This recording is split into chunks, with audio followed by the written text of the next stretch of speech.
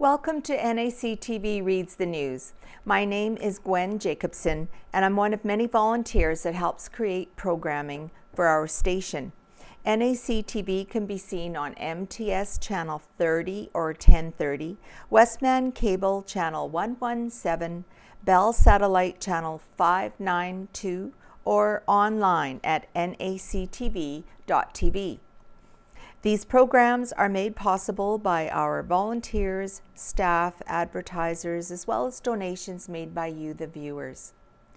If you are enjoying your NACTV experience, please consider supporting us by either donation or volunteering. You can contact our office at 204-476-2639 or at nactv@wcgwave.ca. Now, this week's Nipawin banner and press is dated Friday, January 28th, 2022. And our front page story has a beautiful pictures of two girls that are doing the Highland Fling. It says Highland Dancers Strut Their Stuff, submitted by Crystal Scott. Medal tests were held on Saturday, January 22nd, 2022 at Expressive Dance with Crystal Studio in Minnesota. Examiner Galen McGregor with the Scottish Dance Teachers Alliance joined us virtually from Winnipeg. 12 of Crystal's Highland dancers completed a total of 28 exams. Some exams include 4 dances as well as demonstrating technique. Many dancers completed 2 to 3 exams each. There were Highland exams, Scottish nationals, Irish jig, sailor's hornpipe, and a choreography. The marking system is as follows. Dance stars up to preliminary receive a pass. Pre-bronze up to award 6 receive pass, pass plus, commended, commended plus, and highly commended. Everyone passed their exams and they will receive certificates and medals in the mail.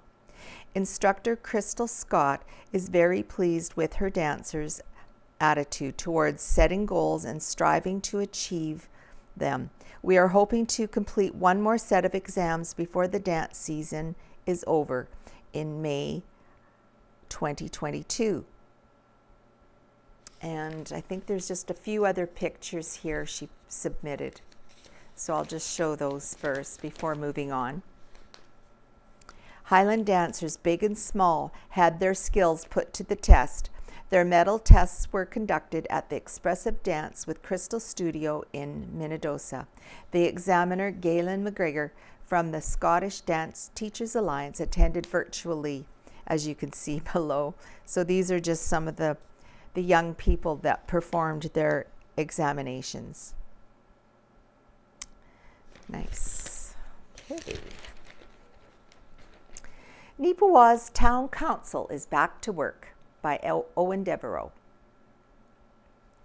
The town of Nipawin held its first council meeting of the new year on Tuesday, January 18th. To go along with the grant request from Arts Forward and annual report from the Economic Development Officers, there were several other topics of note, including the administration rates at the Nipawin swimming pool will slightly increase in 2022.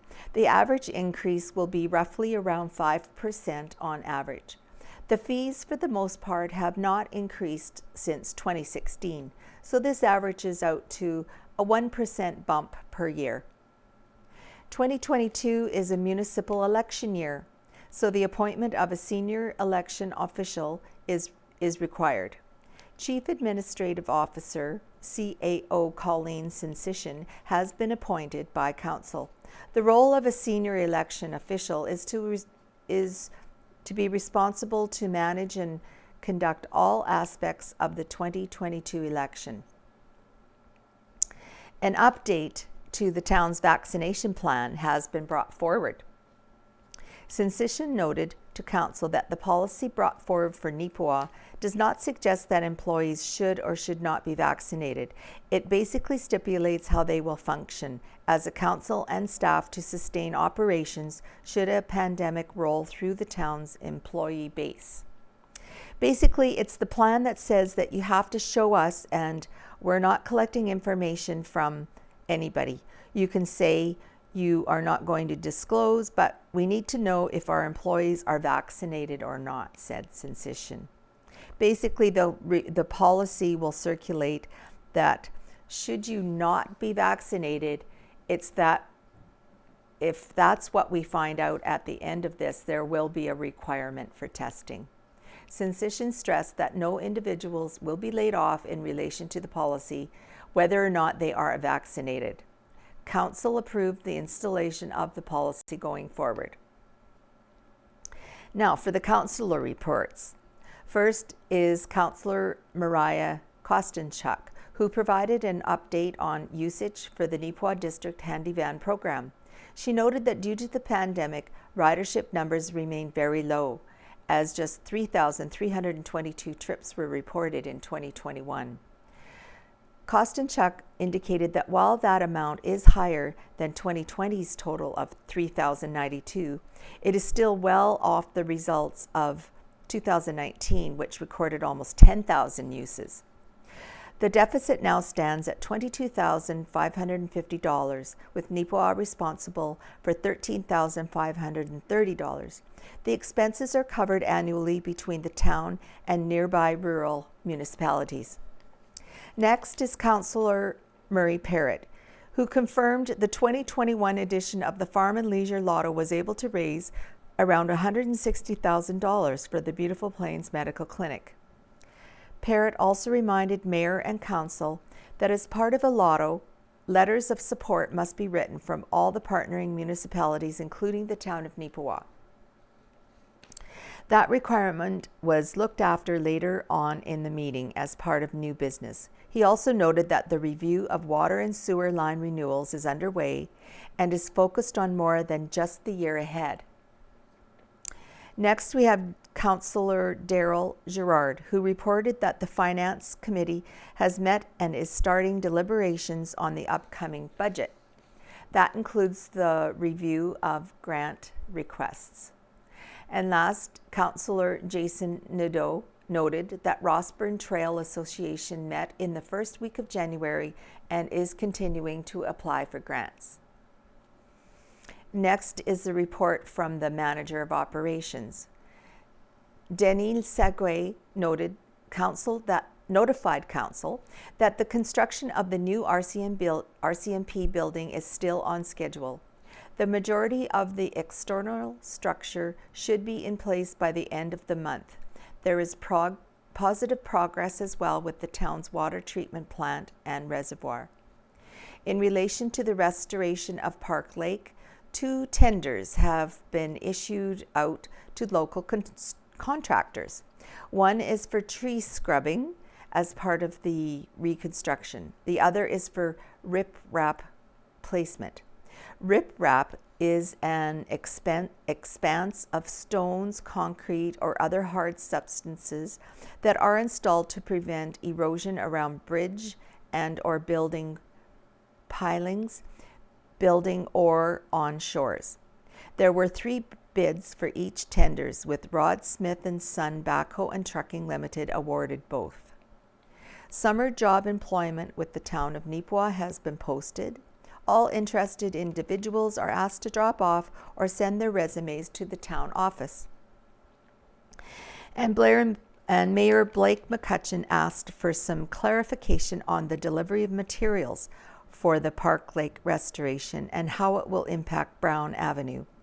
For the next few weeks, starting sometime in February, there will be 6 trucks delivering 6 loads of materials, 36 trips total, from Monday to Friday during the daytime. It will likely take about 4 to 6 weeks for the deliveries to be completed.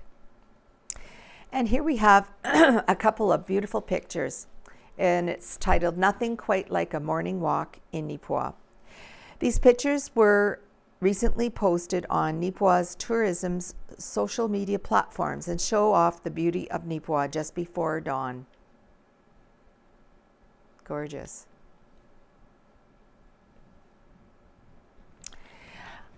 Next, we have the travel and entertainment section.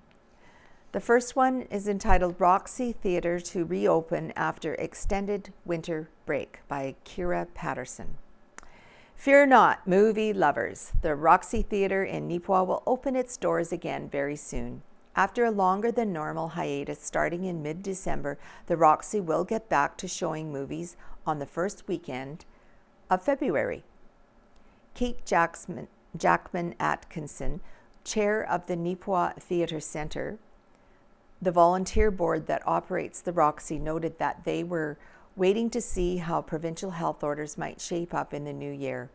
We had a longer December Christmas break than normal, as there was a lot of uncertainty, including when schools would go back in person, she shared.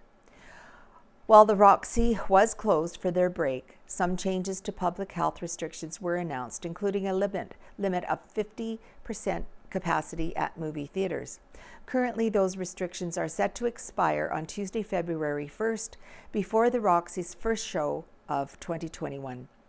And as of publication deadline, there is no word whether the orders will be extended beyond that date.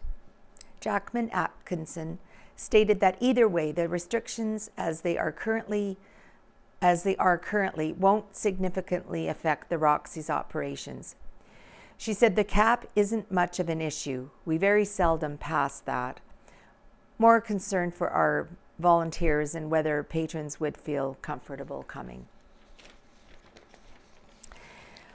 Optimistic Outlook for Arts Forward's Finances by Kira Patterson. The Board of Arts Forward is feeling optimistic about their financial outlook this year. They gave a presentation to Nipawin Town Council at the January 18th meeting to share how 2021 went for them, as well as what plans they have for the coming year.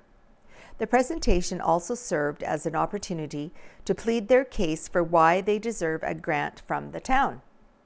While the COVID-19 pandemic has continued to impact the facility's operations, Board President Ron Nordstrom reported that there have been some silver linings among the challenges. The reality in 2021 for the second year in a row is we've been frustrated by closures and cancellations through no fault of anybody except this darn weird-looking pandemic, the coronavirus. However, the good news is that since September to about mid-December, we were back to normal. So we've had a really terrific quarter until about a week or so before Christmas, shared Nordstrom. With the latest Omicron variant, things dropped off, and we're really hoping to get back to normal by the end of this month, and we're optimistic that we can.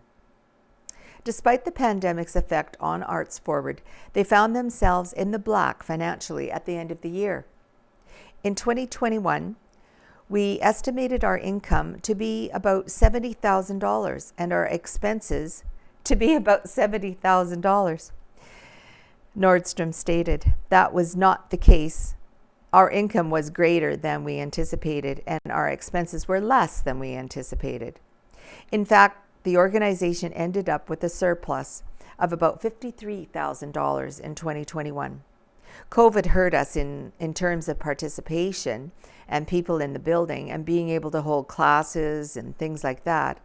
But with the funding we've applied for, it actually helped us somewhat financially. Nordstrom accredited the surplus funds to a few different factors, one of which being COVID-19 related grants from the provincial and federal governments, which added up to about $26,000. The organization also went from having 1.5 employees to 1 full-time employee. As well, they had budgeted $11,000 for some maintenance and upgrades, but that ended up being delayed, so the payment will be coming out of the 2022 budget. Some of the recent upgrades they did complete included new hardwood flooring in the main gallery and north room, installing siding on their storage shed, reorganization reorganizing the office space and creating boutique space where local art is on display for sale. Arts Forward has a balanced budget for the coming year with $117,595 in projected income and the same in budgeted expenses. They've applied for a number of grants from the province, businesses and organizations, as well as from the town of Nipawin, which will account for some of their projected income. They also have a sponsorship program, both for businesses and individuals. Then, of course, they earn some income through renting out the facility and hosting programming. And it goes on to say, a notable part of their upcoming budget is mortgage payments. If things go predicted and planned, by this time next year, we should have our mortgage paid off, Nordstrom revealed.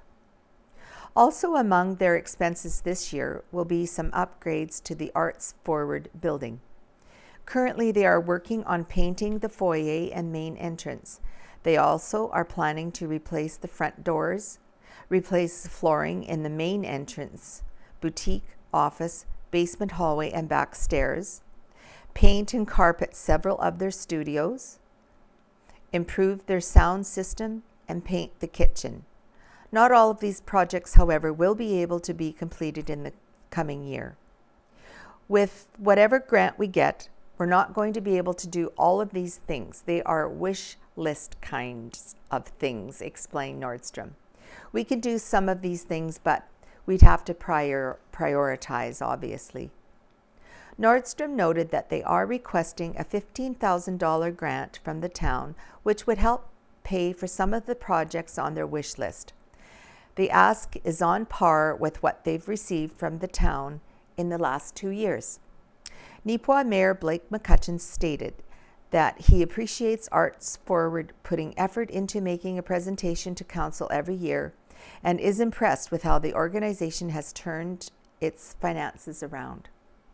We get lots of grant applications every year, but we get very few people who actually come to the table to ask for their grants and to explain why they want their grants. So we really appreciate that, he said.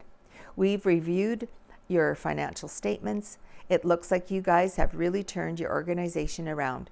You're really heading in the right direction.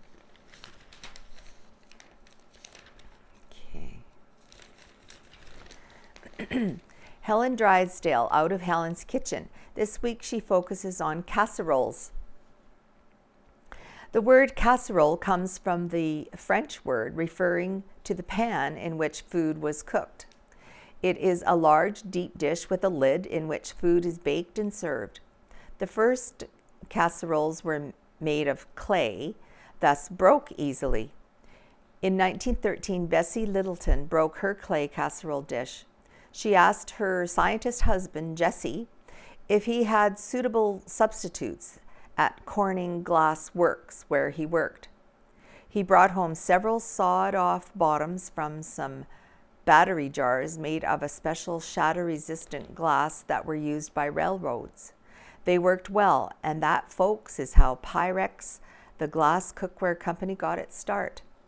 Casseroles gained popularity during the Depression and war years.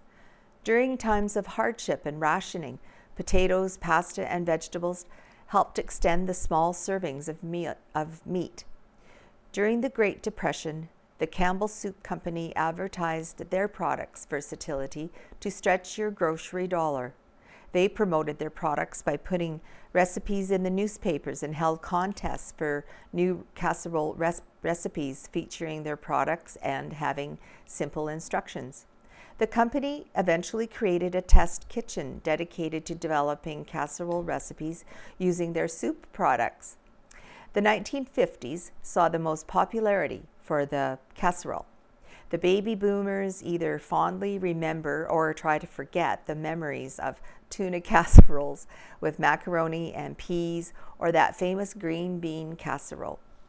In the older cookbooks that I have, the instructions did not offer cooking time, but say cook until bubbly.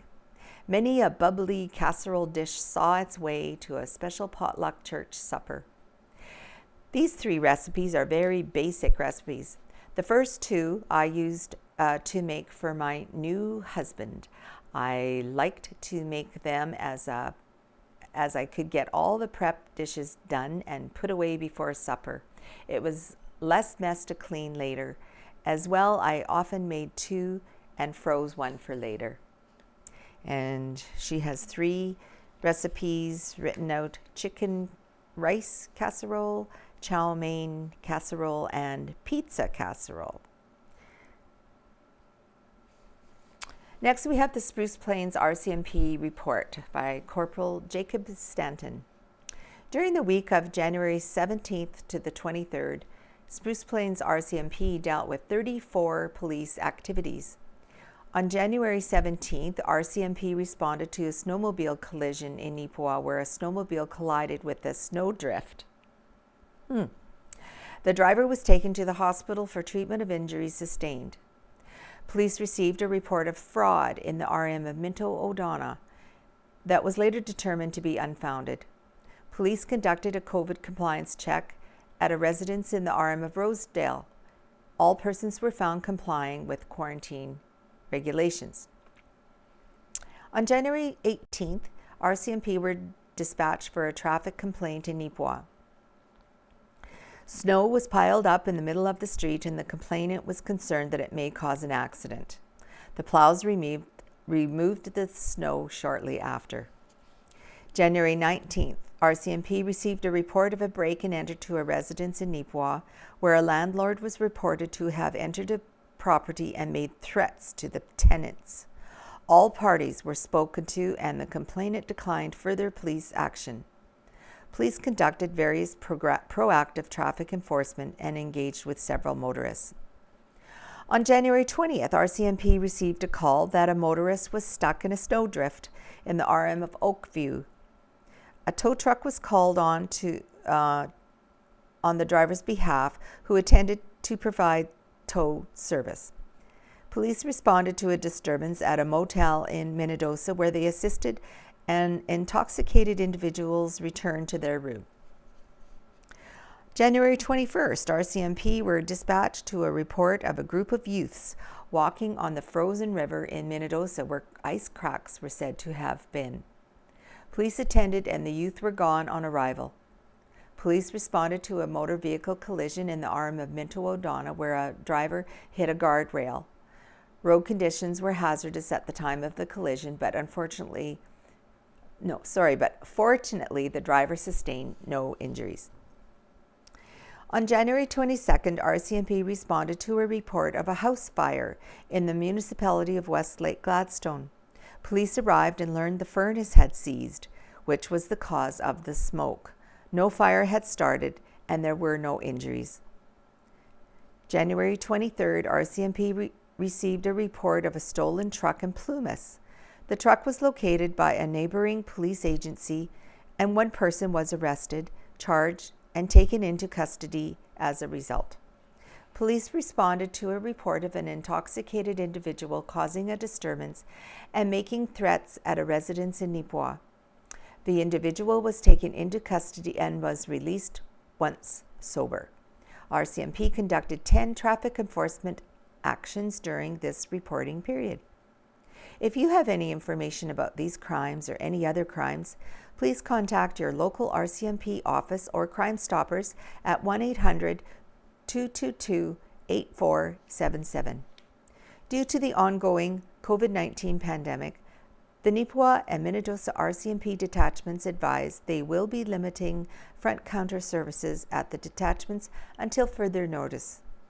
We request that you contact each detachment at Nipawin 204-476-7340 or Minnesota 204-867-2916 to inquire about criminal record checks or to report a file.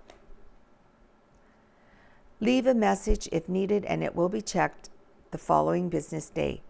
Do not leave a message if you require immediate police assistance. You must dial for Nipawin 476-7338, Minnedosa 204-867-2751, or 911 to have a police officer respond to you promptly.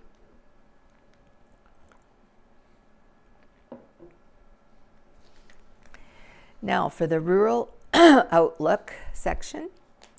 The first one, CACF, supporting community kindness in Carberry and North Cypress Langford. Carberry and Area Community Foundation, or known as CACF, is offering a unique opportunity for nonprofit groups and organizations to spread kindness to the residents of Carberry and North Cypress Langford.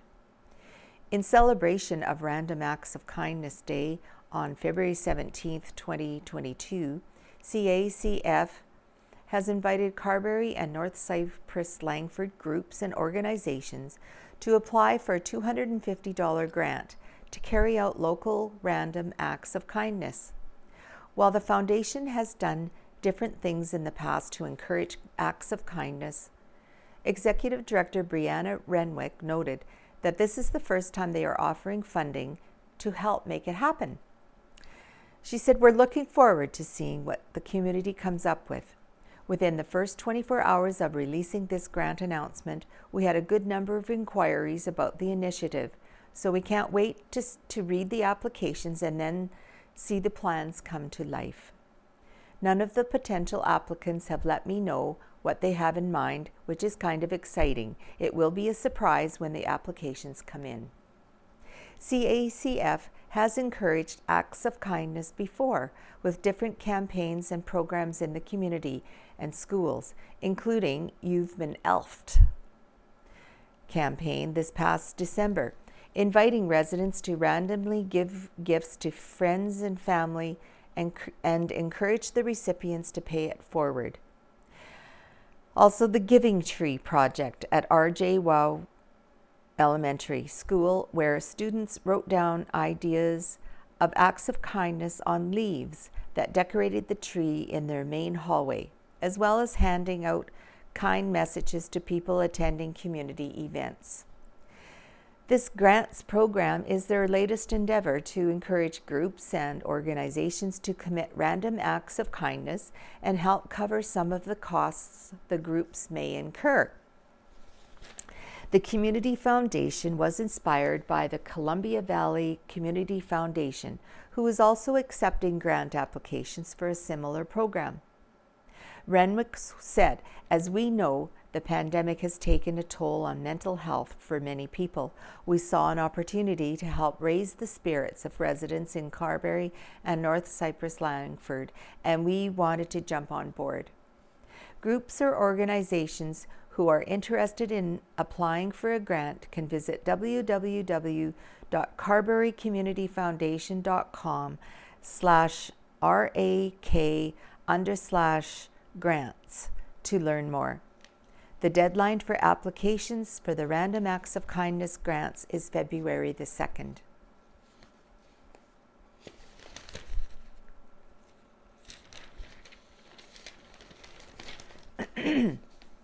Manitoba Ag Days cancelled. It is with heavy hearts that we have to announce the cancellation of the Manitoba Ag Days 2022 show. Our team wanted to put this show on for the agricultural industry. We wanted to see the industry gather together again, reunite, showcase innovation, and share knowledge. We were looking forward to hearing the buzz in the building of optimism and gratitude for another crop and the future crop year ahead of us. On December the 27th, when the Government of Manitoba announced the new public health orders for Manitoba limiting indoor events to 50% capacity to a maximum of 250 people per event, we knew we could not move forward with our event that draws 10 to 18,000 people per day to the Keystone Centre. These orders were set to expire on January the 11th, 2022, so we announced the postponement of our show. On January 10th, the government announced that these restrictions would remain in place until February 1st, 2022, furthering the limit of our options for a February postponement date. We have been in constant communication with public health and had the opportunity to talk directly with the Minister of Health's team. And as we have all learned, there is no guaranteed reopening plan in a pandemic. We have worked with the Keystone Centre to try to reschedule our show for later this spring, but we do not want to inhibit the ability of other events to move forward that are able to do so within the current restrictions. With the uncertainty of the reopening plan in Manitoba and given the current state of the pandemic, we have no option but to cancel our show. We are very aware of the timeliness of our January event, and we took this into consideration as we explored all of the options. Unfortunately, there are no possible dates available to schedule our traditional 3-day show in February or March without impacting other events already scheduled at the Keystone Centre. Manitoba Ag Days is committed to working with the industry, and so we hope these events will continue to be able to move forward. The Keystone Centre is the premier location in Canada to host an event, especially an agricultural one, and we thank the Keystone Centre for all of their hard work and willingness to work with the other vendors to look at dates for our show, but sometimes the stars just do not align. For now, we will continue to create a healthier society so that when it is safe to do so, we can gather together again to celebrate our incredible industry. Stay tuned for announcements about our Innovation Showcase program for 2022. We have 33 entries that we will highlight and showcase over the next couple of months as we crown our champions. Stay safe, take care, and save the date, January 17th to the 19th, 2023. For more information regarding Manitoba Ag Days, visit www.agdays.com. And Owen Devereaux has put in an article entitled Plenty of Positives for Nipawa's Economic Outlook. 2021 could definitely be viewed as a substantial step forward for Nipawin when it comes to the community's economic outlook.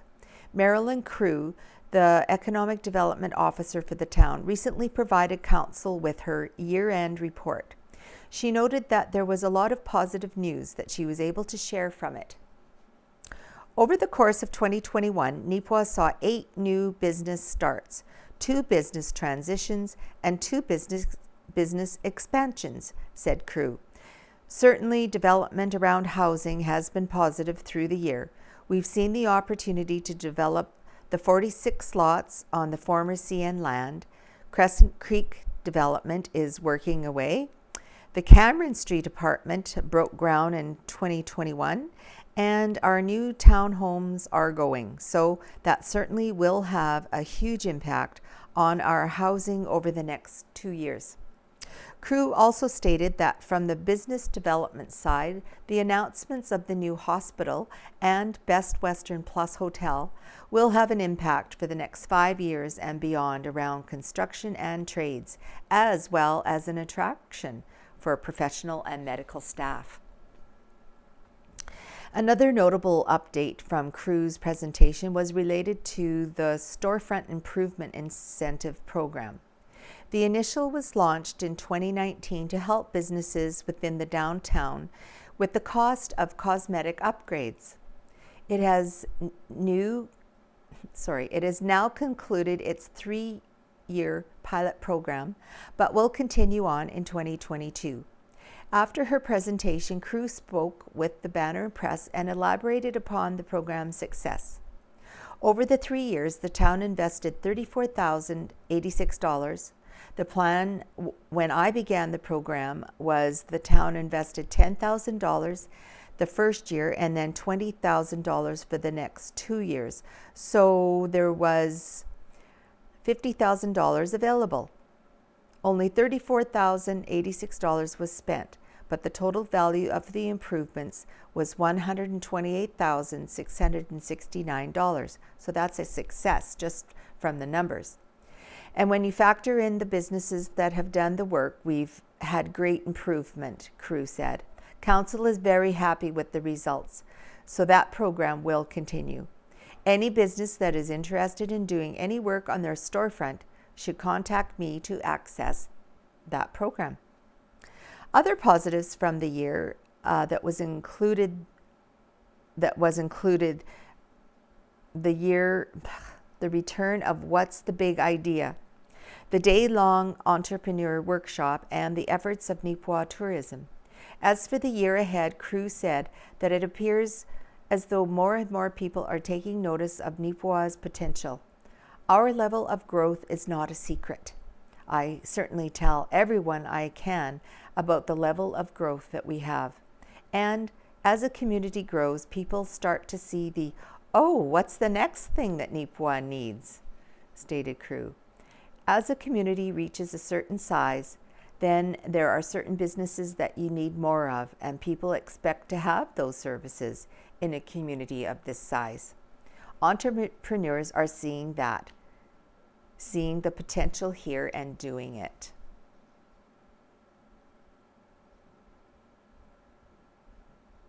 Here we have a picture of Mayor Scott Kinley of the municipality of Westlake Gladstone presenting a check in the amount of $3,000 to Central Plains Cancer Services Executive Director Sherilyn Knox.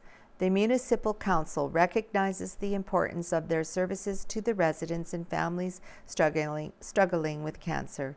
CPCCS offers transportation services, head coverings for hair loss, support groups, healthy student programs, and more.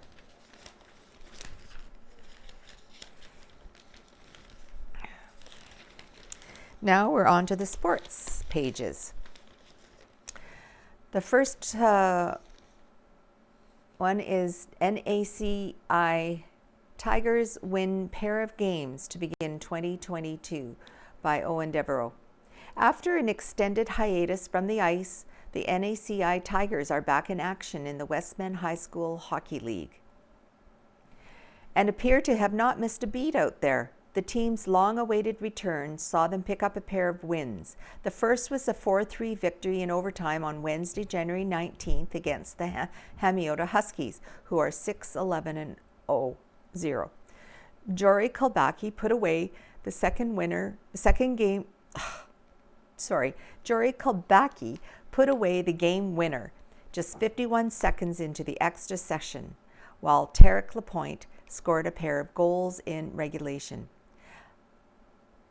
Lennon Carr added the other on the night. It was a solid evening on the game sheet for Dustin Cook as well, as he assisted on all 4 NACI Tiger goals. The Tigers outshot Hamiota 50-22.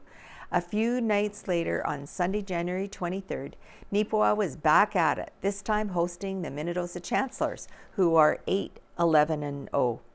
Once again, Tarek Lapointe was omnipresent on the game stats, scoring 3 times to help power NACI to a convincing 7-2 decision. Those goals were Lapointe's 19th, 20th, and 21st of the season and have helped push him up into the top 10 in league scoring with 35 for the year, 21 goals, and 14 assists. Teammate Jory Kulbaki is just a few spots ahead of him with 39 total points, 17 goals, and 22 assists. He assisted on a pair of Lapointe's goals against Minnedosa.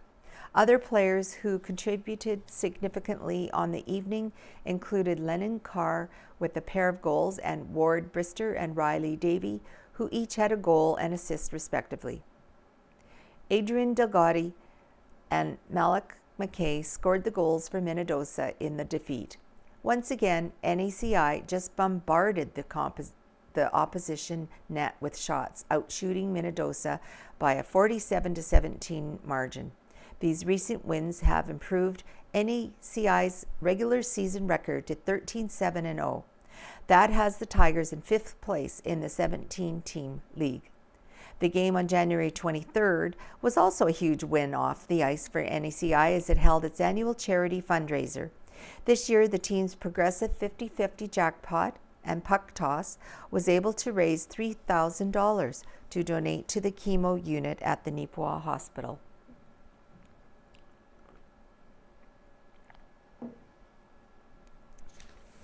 And here we have a picture of a local young man entitled Likely the First of Many for Brant Young. Congratulations to Brant Young of Nipawin, who scored his first MJHL goal for the Winnipeg Blues on Friday, January 21st. The 19-year-old defenseman scored in the first period of a 5-4 overtime win over the Selkirk Steelers. Aside from his tenure in the MJHL, Young has also played for the Winnipeg Ice in the Western Hockey League.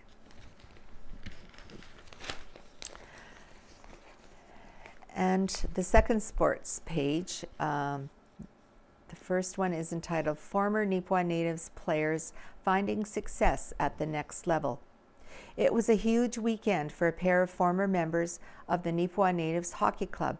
Ashton Anderson, who played for Nipawin from 2014 to 2018, made his professional debut on January the 21st after signing a contract with the Huntsville Havoc. The 24-year-old from Rivers just completed a 4-year stint at the Dalhousie University. Prior to his university days, Anderson played 4 seasons for Nipawin Natives in the MJHL, posting 136 points in 204 games. In 2 games with Huntsville over the weekend, Anderson was held scoreless, though he did register 4 shots on goal in the second game. A former teammate of Anderson's also had an eventful weekend. Justin Metcalf, who played for Nipawin from 2015 to 2018, scored 4 goals for the Minot State University Beavers on Sunday, January 23rd, leading the team to a 6-0 victory over Williston State College. Metcalf is in his 4th year at Minot State University, who play in the American College Hockey Association Division I. So we have a picture here of Justin Metcalf of the Minot State University Beavers and Ashton Anderson of Rivers, Manitoba, who made his debut for the Huntsville Havoc of the Southern Professional Hockey League over the weekend. And here we have a picture of Dallin Wilton, who was named an MJHL Star of the Week.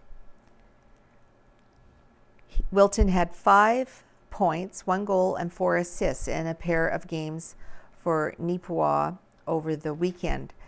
This week's other stars include Brad Fortin of the Swan Valley Stampeders, who had 5 goals and 2 assists in 3 games, and Matthew Catelier of the Selkirk Steelers, who had 3 goals and 1 assist in 2 games. The Nipawin Titans Junior A hockey team has 2 regular season home games this coming weekend, January 28th and 29th at 7:30 versus Swan Valley. Then on February 4th and 12th at 7:30 versus Verdun. Next, we have an article about the Gladstone Lakers and the Minnesota Bombers. The Gladstone Lakers are 1 game closer to securing top spot in the Tiger Hills Hockey League's Eastern Division after a 5-3 win over the Minnesota Bombers. Ethan Winters proved to be the hero of the day for Gladstone on Sunday, January 22nd, scoring a pair of goals, including the game winner in the 3rd period. Sean Kubas, Trey Evanson, and Jesse Toth scored the other goals for Gladstone, while Matt Saylor, Ricky Kowalik, and Bryson Werbicki Mallet scored for the Bombers. The win improves Gladstone's regular season record to 10-2-1 and 21 points. The Lakers are now 3 points clear of the Nipawin Farmers, who are 8-2-2 with 18 points in the East Division standings. Minnesota stands at 8-4-1 with 17 points. Meanwhile, remains tied for 3rd, and McGregor Wild 17 points, 7-4-1-2. Elsewhere around the league, McGregor Wild were 7-1 winners over Pilot Mound Pilots. Cartwright Clippers beat Carberry Plainsmen 8-3. Boys of Wayne Border Kings 10-2 over Hartney Blues, and Killarney Shamrocks beat Deloraine Royals 8-4. Okay. Now for Carberry's Gladwin Scott page entitled Here and There. Shannon Downey's new business, Shannon's Culinary Creations, officially opened for takeout on Tuesday, January the 18th. They are open from 7:30 a.m. to 6 p.m. Monday to Friday. Phone number is 204-834-3477. It is also her plan to create a memorial park in memory of her late husband, Jason Downey, at 45 Main Street this summer. In a recent Manitoba government cabinet shuffle, our Agassiz constituency MLA, Eileen Clark, was appointed as Minister of Municipal Relations. She is a former Gladstone mayor and Minister of Municipal Affairs plus Indigenous and Northern Affairs. Clark was also a former Vice President of the Association of Manitoba Municipalities.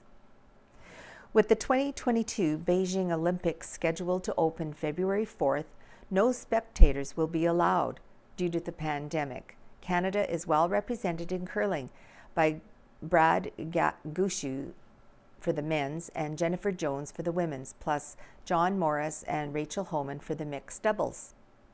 Meanwhile, 18 rinks will gather in Thunder Bay for the 2022 National Scotties, with 3 Manitoba rinks, Mackenzie Zacharias, Carrie Einerson, and Tracy Fleury. They flew from Winnipeg January 26 and will operate out of a bubble, as they did in Calgary in March of 2021. Zacharias has added Laurie Olson Johns as their 5th curler. Johns has won a silver medal at the 2015 Scotties in Moose Jaw as 3rd for Val Sweeting, and was with Team Zacharias in Russia for the 2020 Junior Worlds as their manager. The young Zacharias rink is very excited for their 2nd National Scotties and are now living in isolation in Winnipeg. The Cartwright Clippers, led by 5-point performances by Bryce Enns and Jory Mullen, defeated the Carberry Plainsmen 8-3 at the Clipper Dome Saturday, January 22nd. Tanner Fluker collected 4 points, and Brody Mullen had 3 assists for the hosts, who were ahead 2-0 and 6-2 at the intermissions. Replying for Carberry were Keenan McLaren, Ethan Bjornsson, and Brady Adrianson, with assists going to Zane McConnell, who had 2, and Josh McMillan, Troy Graham, and Jackson Stevens. Des Ramsey stopped 36 shots for Carberry, and Troy Chandler blocked 37 for Cartwright. The Pilot Mound Pilots will visit Carberry Friday, January the 28th at 8 p.m. Carson Bjornsson, age 16, of Carberry, backup goalie for the WHL Brandon Wheat Kings, got 3 starts on the weekend. The Wheaties won 4-1 over the Red Deer Rebels Friday, lost 5-3 at Rogers Place in Edmonton to the Oil Kings Saturday afternoon, then defeated the Calgary Hitmen 3-2 in overtime at the Saddle Dome on Sunday. Credits to him, Don McGilvery, Brandon's coach, said. He was ready to play, did his job, and that's what he's supposed to do. It's big-time confidence for him. Regular goalie Ethan Kruger was sick due to a non-COVID illness. And Connor Geeky, age 16, of Strathclair, who is one of the top point getters for the WHL's Winnipeg Ice, ranked number 1 in Canadian Junior Hockey Leagues, is a potential top NHL draft pick. Community profile this week is on Trey Dixon. Trey Dixon, age 16, is a Carberry Collegiate grade 11 student who is a high-scoring left winger with the GCB Wildcats hockey team. Dixon has 29 goals and 45 points for 2nd place in the Westman 18-team league. Head coach Corey Forbes will be happy to know that Dixon likes the 7 a.m. practices and his line mates Jaron Waldner and Johnny Myers. Trey is 6'1" and is a volleyball power hitter with the Cougars and also the Brandon Volleyball Club. Golf is another sport that he enjoys. He is a member of the Peer Mentors group and is assisting some grade 6 students. Trey has aspirations to become a plumber and is currently apprenticing with Sand Hills Electric. After high school graduation, he plans to attend Assiniboine Community College. And for the Carberry Council clips, excerpts from the Town of Carberry Council meeting are as follows. Horizon Glass was awarded the contract for windows and doors in the new office for $24,659. Teresa Fiscal was appointed the new assistant EMO. Leah Bryant was appointed to the Carberry and Area Recreation Board. Tax sale date was set for October 3rd, 2022. The fire department report indicated greater service to the RM than the town. The recreation department plans to spend $200,000 on a new campground facility on the new recreation grounds west of the present facility, $60,000 from each of the town and RM, and $80,000 from the Legacy Fund. Jamie Smart, chair of the Recreation Board, sent a letter expressing concern over the future of contributions to the Legacy Fund. And here we have a picture of a convoy rolling down the Trans-Canada Highway through Grand Valley, west of Brandon, and one of the more decorated trucks in the fleet with signage on the back of the truck stating the purpose of the protest. So, this goes on to say it was a sight to see on Tuesday, January 25th, as hundreds of truckers rolled through Brandon, Manitoba, starting around 11 a.m. The driving force behind the movement, an end to the mandates and lockdowns set out by the federal government of Canada. The convoy of truckers decided that the proposed vaccine mandate on the Canada-US border would be the final straw. Unconfirmed reports indicate that over 10,000 semi-trucks, along with an unknown number of passenger vehicles, are making their way to Ottawa. The movement has gained a rather large following on the social media platform known as TikTok, with those on the app showing their displeasure with mainstream media failing them and underrepresenting the movement. A GoFundMe account set up to support the truckers on their journey has reached an excess of $5 billion. The fund was reportedly suspended earlier this month, with GoFundMe representatives citing a lack of proof regarding the organization and intent for the money. The convoy and its representatives have since gathered individuals to prove intent and distribution of the money in such a way that will support the truckers through meals and care throughout the stay in Ottawa, the length of which is undetermined. Supporters of the movement gathered along the Trans-Canada Highway on Tuesday near Brandon, waiting to get a glimpse of the trucks plugging the service roads on both the north and south sides. A group of Brandon and area locals got together to make 1,000 meals for the truckers, distributing them at a pit stop at the highway number 1 and 10 highways. The group is one of 6 across Manitoba, providing the convoy with the things they need to travel the distance. Reports of more trucks coming from the East Coast as well as up from the States have been coming in through various channels. The convoy is set to arrive at Ottawa on January 29th. The current mandates for Canadian citizens entering Canada include requirement of pre-entry, arrival, and 8th-day testing, as well as a quarantine period. According to the Government of Canada website, if not fully vaccinated, a Canadian truck driver will need to meet the requirements for pre-entry, arrival, and day 8 testing, as well as quarantine. They will be able to deliver their load upon quarantining Upon entering Canada, the driver should proceed directly to the unloading location, stay in the truck, and once unloaded, go directly to their suitable place of quarantine.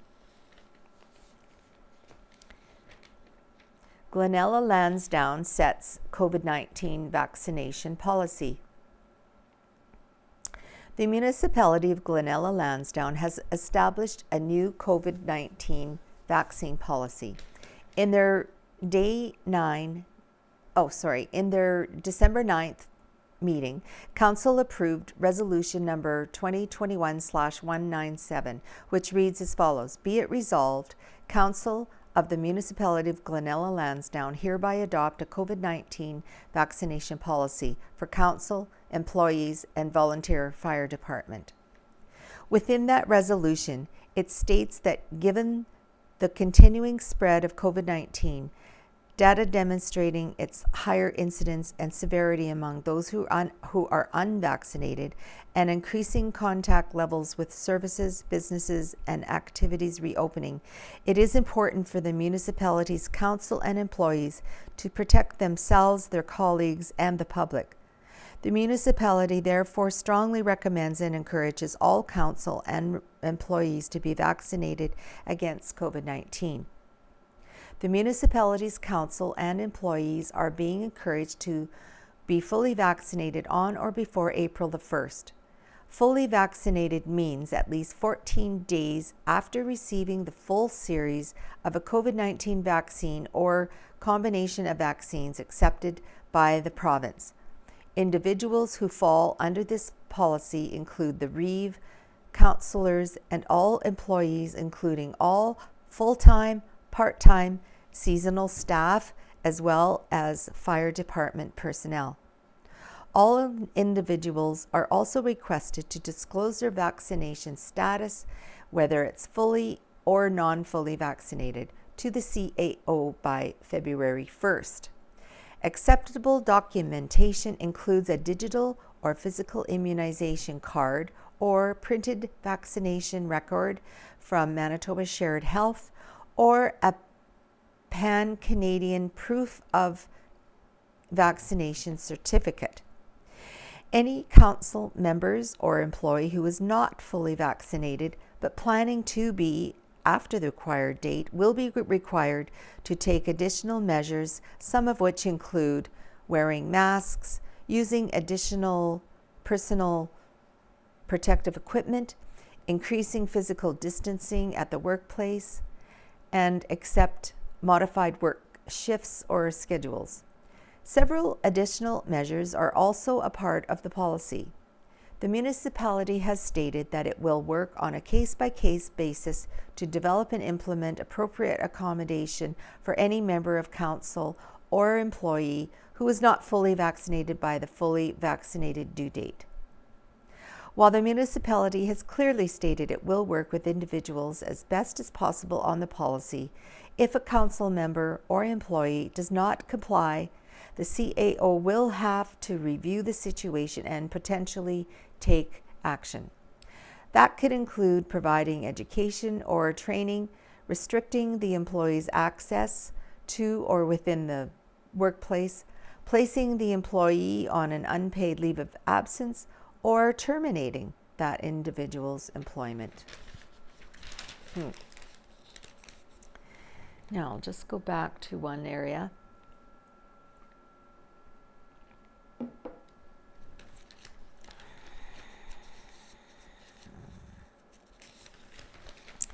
Until time runs out, I will just read some of this page 2. Homebodies by Rita Friesen. I wonder as I wander. Isn't it marvelous that one can wander all over creation and never have to leave the comfort of a warm bed or the padded recliner?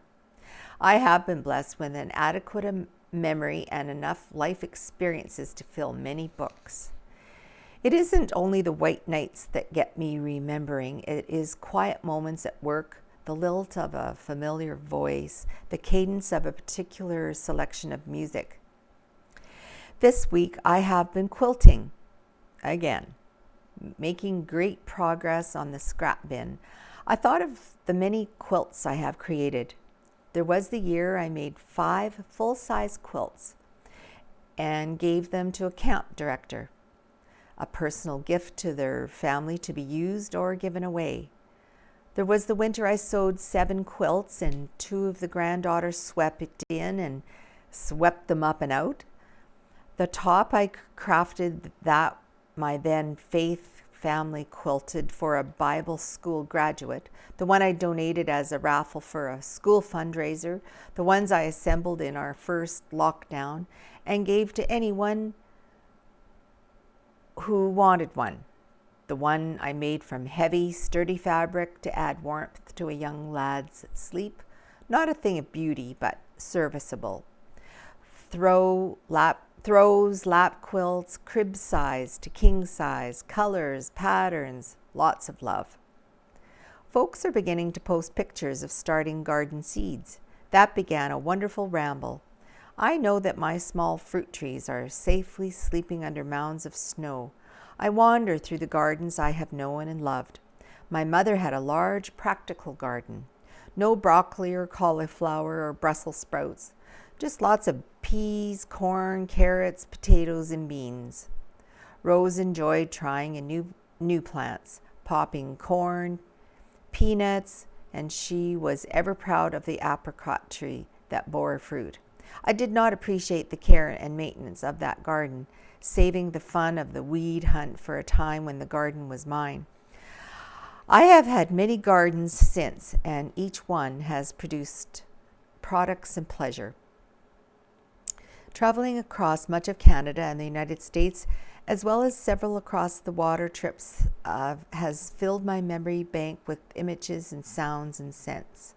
The picture of a brave, twisted evergreen growing from a crevice on a steep mountainside still encourages me to grow where I am planted. It may not be the optimum location, it may be lacking in nutrients, but that doesn't mean that I can't give it my best. I recall clearly my first recreation to seeing this tree. How dare you assume you can grow there? That rapidly turned to admiration for the tenacity and courage to grow there. I have marveled at the tiny penguins that live off the shore of Australia, wondered at the Stonehenge and Hadrian's Wall, temples, synagogues, cathedrals, and little stone chapels, graveyards around North America and in foreign lands, palaces, castles, museums, and art galleries. So many times I retrace my steps and marvel at the wonders. I wonder as I wander, all from the comfort of my home. Next we have Right in the Center by Ken Waddell. The views expressed in this column are the writer's personal views and are not to be taken as being the view of the banner and press staff. It's entitled, Can We Not Learn from Our Mistakes? Manitoba has had its share of mistakes, and it wouldn't be so bad if we would learn from them. Scanning through the decades, we can easily see where we went wrong. Often the blame can be laid at the feet of our governments. That said, we shouldn't get too smug, as it is us, we the people, who elected our governments. We get the governments we deserve. At the very beginning, the Canadian government decided in 1869 to carve out a tiny version of Manitoba from the then Northwest Territories.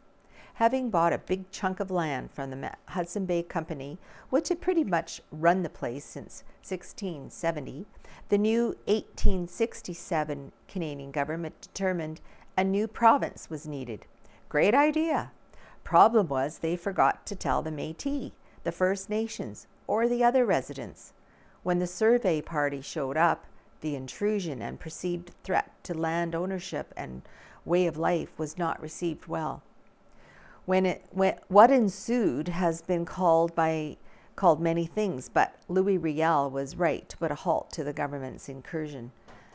Manitoba still lives under and suffers from the scars that were inflicted in 1870. How much better it would have been if the government had consulted and actually listened. That's a lesson that we seem to have to keep learning over and over again. In the early 2000s, Manitoba Hydro decided they needed a third line to bring power from northern Manitoba to southern Manitoba, to the United States and to other provinces. Good idea. The engineers drew up a bipole number 3 line route to go down the east side of Lake Manitoba. The line would go through or near about a dozen First Nations communities.